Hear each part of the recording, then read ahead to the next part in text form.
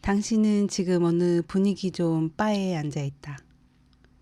술집이 으레 그렇듯 공기에선 살짝 시큼하면서 캐캐 묵은 냄새가 나고 의자 가죽은 그동안 얼마나 많은 손님이 다녀갔는지를 증명하듯 나달나달하다. 힘든 하루를 보내고 기분 전환과 동기부여가 필요한 당신은 은근하게 허리를 숙이고 바텐더를 향해 말한다. 천사의 칵테일 한 잔 주세요. 그러자 바텐더가 답한다. 그거 좋죠. 원하는 베이스나 토핑 있을까요? 도파민이랑 세로토닌이요. 잠시 후 바텐더는 격식을 갖춰 황금빛 쟁반 위에 올린 유리잔을 가져온다. 아름다운 마티니 잔에 칵테일이 담겨 있고 작은 꼬치에는 짐작과 달리 초록 올리브가 아닌 싱싱하고 노란 파인애플 한 조각이 꽂혀 있다. 맛있게 드세요. 안녕하세요. 다혜입니다. 여러분 진짜 너무너무 짜증나서 회사고 뭐고 다 때려치우고 싶은 날 칵테일 한 잔으로 기분이 나아진다면 어떨까요? 오늘 이야기할 책은 인생은 호르몬입니다.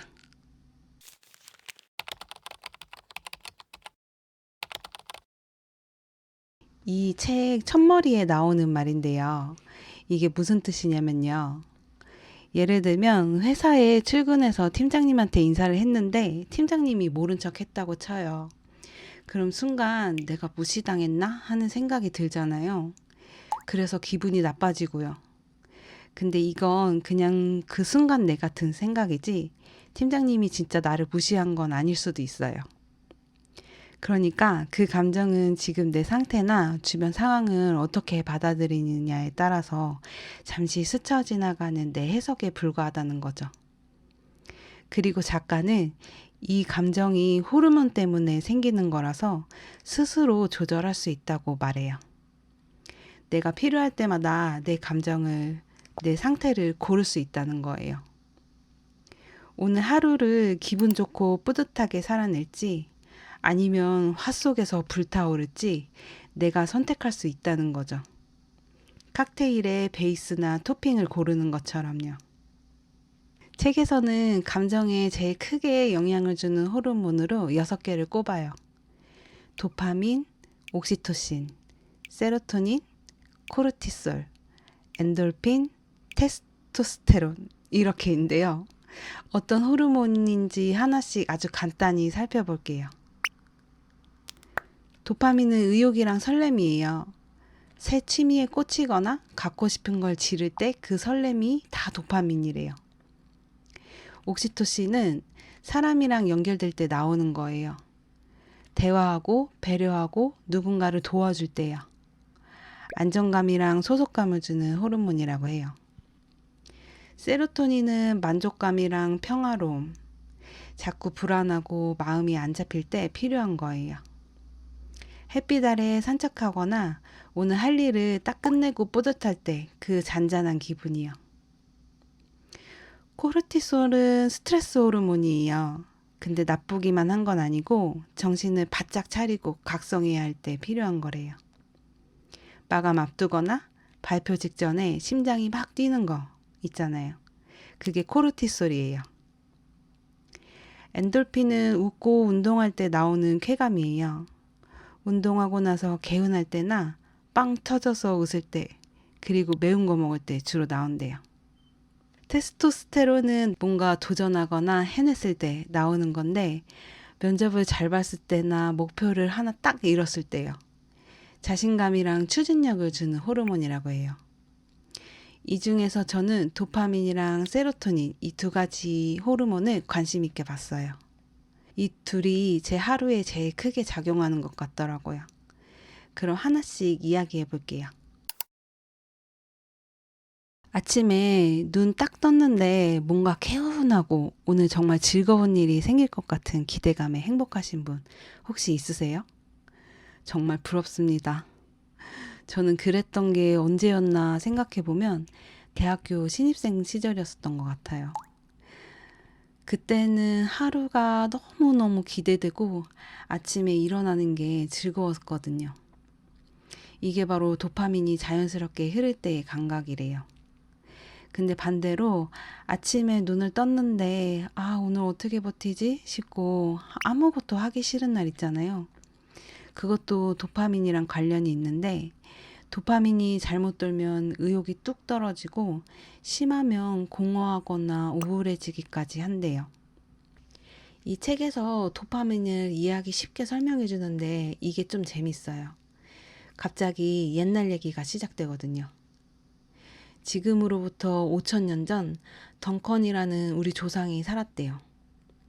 덩컨이 어느 날 아침에 눈을 떴는데 배가 너무 고픈 거예요. 순간 근처 습지에 산딸기가 자라는 걸 딱 떠올렸죠. 근데 여기서 신기한 게 그 산딸기를 아직 먹지도 않았는데 그 생각만으로 벌써 뇌에서 도파민이 나오면서 정신이 확 들고 가야겠다 싶은 강한 의욕이 생기는 거죠. 가는 길이 쉽진 않았어요.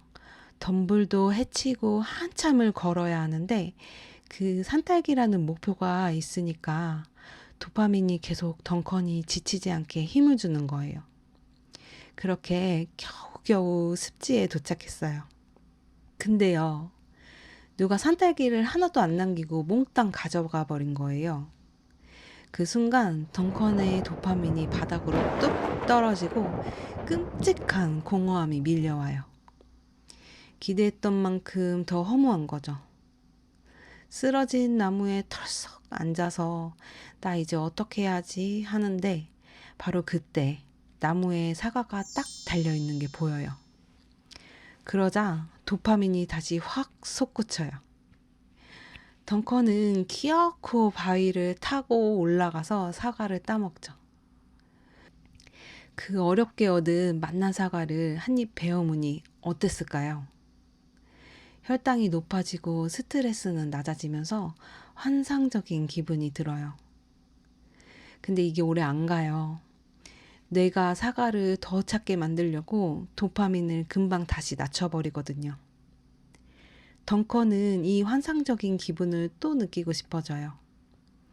그 마음이 덩컨을 움직여서 겨울을 대비해서 먹을 것도 모으고 오두막도 튼튼하게 고치고 잠자리도 정비해요.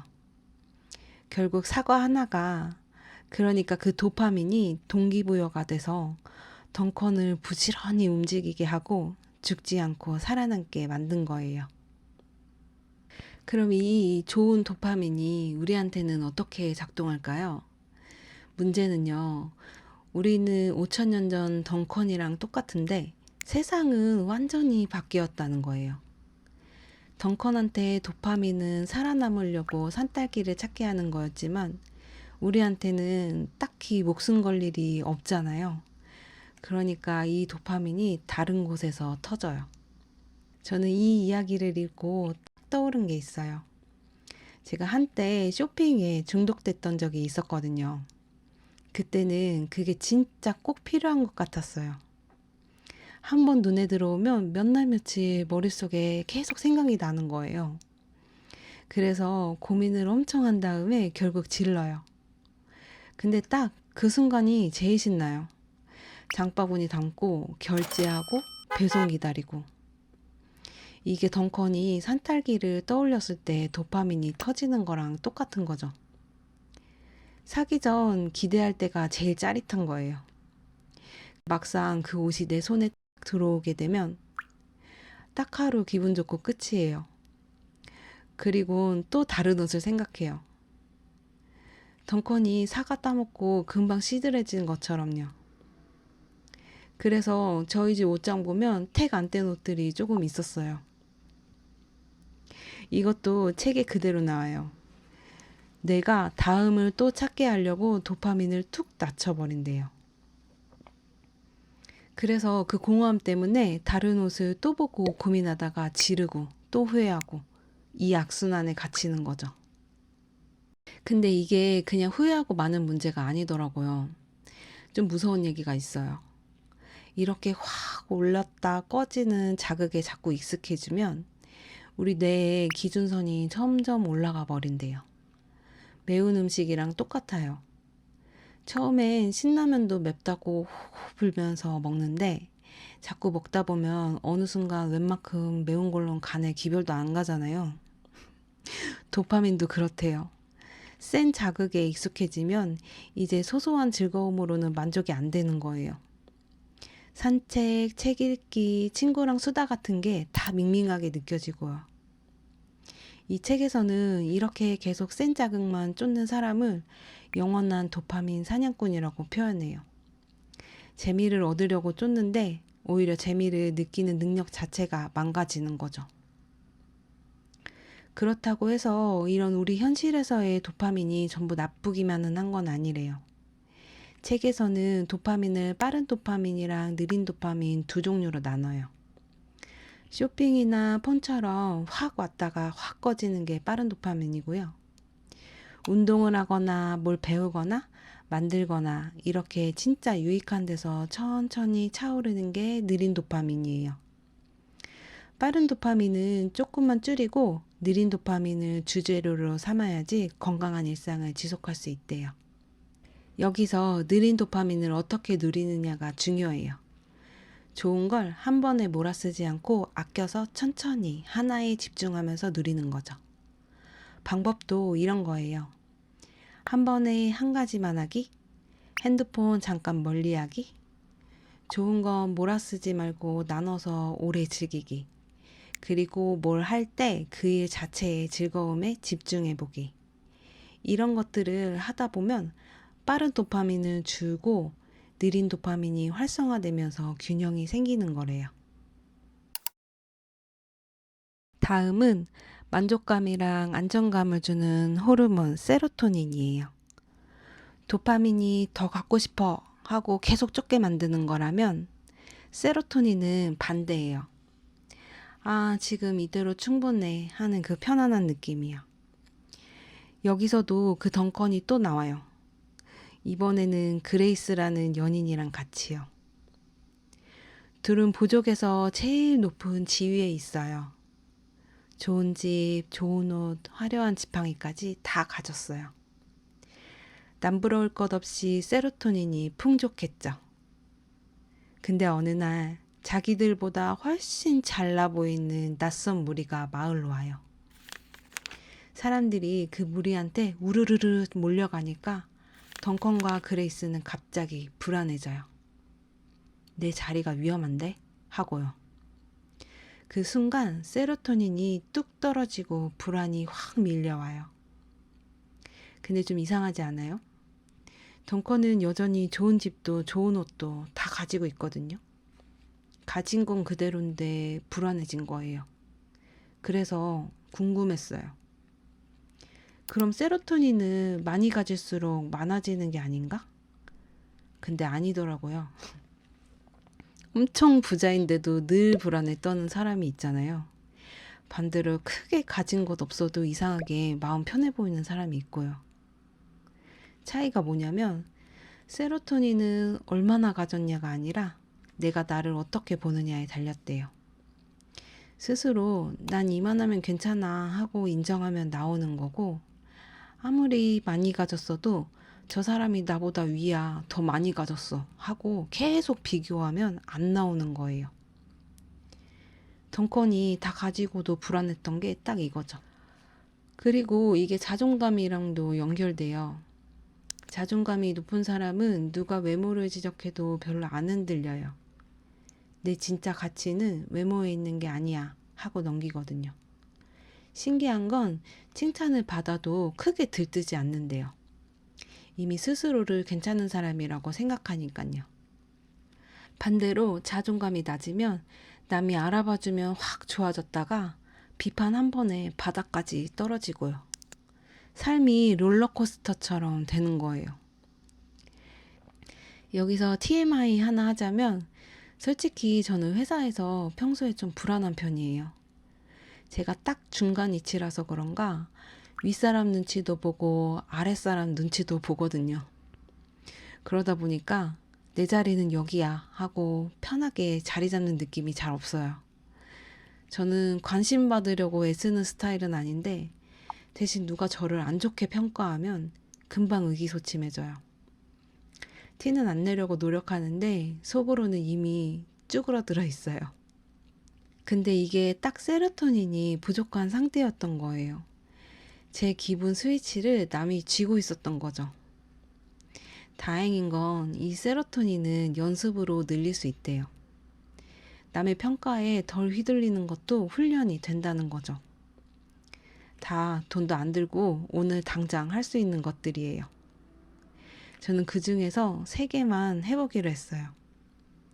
첫 번째는 햇빛 쬐기. 밖에 나가서 햇빛을 보면 세로토닌이 오래 유지된대요. 피부에 안 닿아도 되고 그냥 눈에 들어오기만 하면 된대요. 그래서 저는 점심시간에 잠깐이라도 나가서 걷기로 했어요. 두 번째는 지금 이 순간에 집중하기. 저는 뭐 하나를 온전히 못하거든요. 밥 먹으면서 폰 보고 드라마 보면서 딴 생각하고. 근데 이렇게 마음이 계속 딴 데가 있으면 세로토닌한테 안 좋대요. 그래서 이거 저희 채널이랑 딱 맞는 건데 책 한 권을 읽어도 좀 천천히 음미하면서 읽어보려고요. 세 번째는 감사일기. 밤에 자기 전에 그날 잘한 일, 뿌듯했던 일을 적는 거예요. 안 써도 생각만 해도 효과가 있대요. 저처럼 남의 평가에 휘둘리는 사람한테는 남이 아니라 내가 나를 인정해주는 연습이라 도움이 될 것 같아요. 이 외에도 운동하기, 골고루 먹기 같은 방법이 책에 더 나오는데 일단 저는 이 3개부터 하려고요. 어렵지 않으니까요. 오늘은 이 책에서 감정에 가장 큰 영향을 주는 호르몬 6가지 중에 제가 가장 인상 깊게 본 도파민이랑 세로토닌 이야기를 해봤어요. 나머지 옥시토신, 코르티솔, 엔돌핀, 테스토스테론도 실제 상황에 맞게 이해하기 쉽게 설명돼 있어서 궁금하신 분들은 책으로 읽어보셔도 재밌을 것 같아요. 이 책 마지막 장에는 상황에 맞는 호르몬 칵테일 레시피도 정리돼 있어요. 면접을 앞둔 날, 잠이 안 오는 날, 중요한 발표가 있는 날. 상황마다 어떤 호르몬을 더 채우면 좋을지 알려주는데 그거 보면서 저도 하나 만들어 봤습니다. 사실 이제 휴가도 끝났고 월요일부터 다시 출근이거든요. 벌써부터 기분이 살짝 가라앉네요. 그래서 저는 월요일 아침 우리 멍멍이랑 눈 한번 마주치고 출근길엔 신나는 노래 귀에 꽂고 햇볕도 좀 쐬가면서 걸어볼까 해요. 그리고 퇴근하고 나서는 맛있는 저녁을 먹든 책을 읽든 느린 도파민도 하나 챙겨보려고요. 이렇게 저만의 호르몬 칵테일을 한번 만들어 봤습니다. 당연히 월요일이 좋을 수는 없겠지만 이번에는 호르몬 칵테일 한 잔 마셨다고 생각하면서 한번 버텨보려고요. 여러분도 월요일 출근 잘 버티시길 바랍니다. 오늘도 함께 해주셔서 감사합니다. 다음 책에서 만날게요.